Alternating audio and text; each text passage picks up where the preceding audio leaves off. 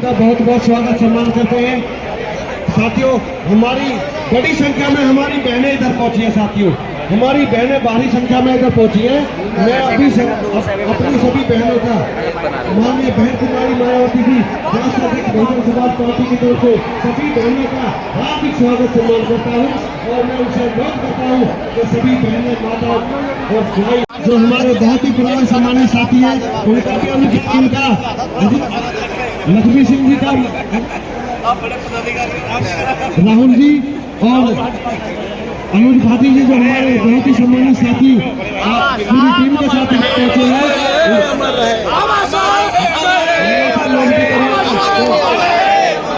BSP की क्या पहचान, बीएसपी की क्या पहचान। बहन जी आप संघर्ष करो, हम आपके साथ हैं। बहन जी आप संघर्ष करो, हम आपके साथ हैं। बहन जी आप संघर्ष करो, हम आपके साथ हैं। बीएसपी की क्या पहचान।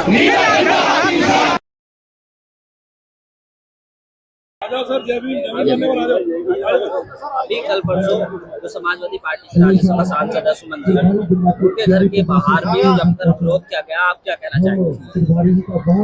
देखिए, पार्लियामेंट में जनहित के मुद्दे उठाने चाहिए। पार्लियामेंट में विवादित बयान देने का वो जगह नहीं है। देश के भविष्य को सुधारने की वो जगह है। हम इतिहास के बारे में हम वहाँ क्यों चर्चा करें फालतू में। उन्होंने फालतू के चर्चा किए हैं जिसका कोई मतलब नहीं है। वो दलित समाज से आते हैं।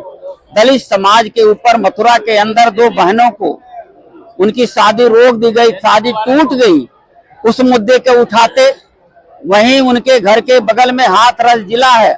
हाथरस में तमाम रेप की घटनाएं घटी हैं, हत्याओं की घटनाएं घटी हैं, उस मुद्दे को उठाते।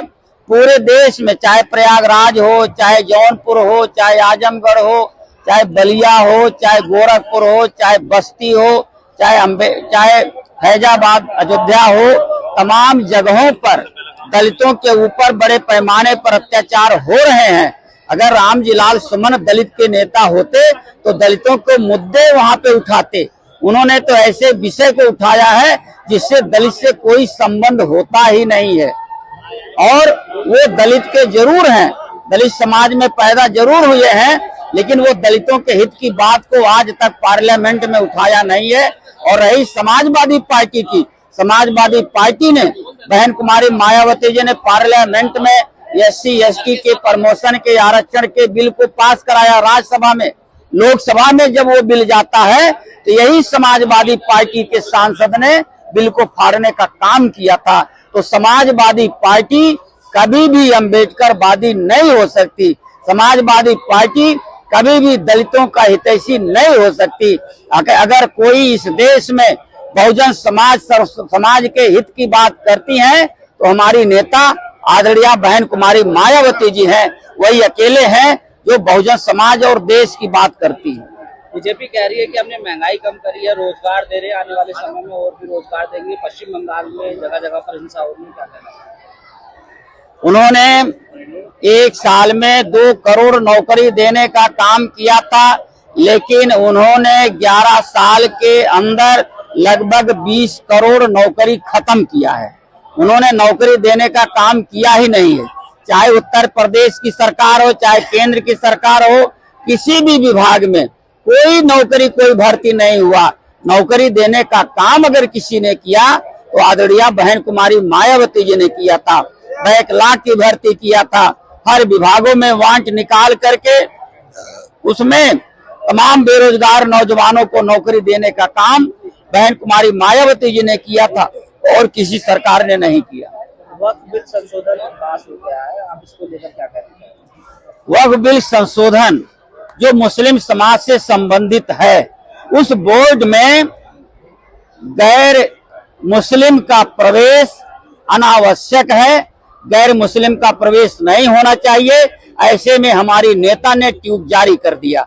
ये तो ठीक उसी तरीके से है जैसे बोध गया में महाविहार मंदिर है, उस जहाँ पे तथागत गौतम बुद्ध जी को ज्ञान प्राप्त हुआ था, और उस मंदिर के जो एक्ट है, जो अधिनियम है, उस अधिनियम में गैर बुद्धिस्ट को वहां पे मेंबर बनाया गया है, जो बिल्कुल गलत है।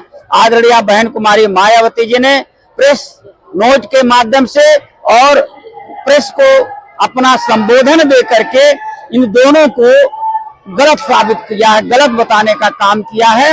वक्फ बोर्ड में गैर मुस्लिम नहीं होना चाहिए और बौद्ध महाविहार के एक्ट में गैर बुद्धिस्ट नहीं होनी चाहिए। आकाश आनंद जी ने ट्वीट किया और कहा बीएसपी की क्या पहचान? बहन जी आप संघर्ष करो, हम आपके साथ हैं। बहन कुमारी मायावती जी जिंदाबाद, जिंदाबाद, जिंदाबाद। बहन कुमारी मायावती जी जिंदाबाद, जिंदाबाद, जिंदाबाद। बहन कुमारी मायावती जी जिंदाबाद, जिंदाबाद, जिंदाबाद। बीएसपी की क्या पहचान? बीएसपी की क्या पहचान? बहन जी आप संघर्ष करो, हम आपके साथ हैं। बहन जी आप संघर्ष करो, हम आपके साथ हैं।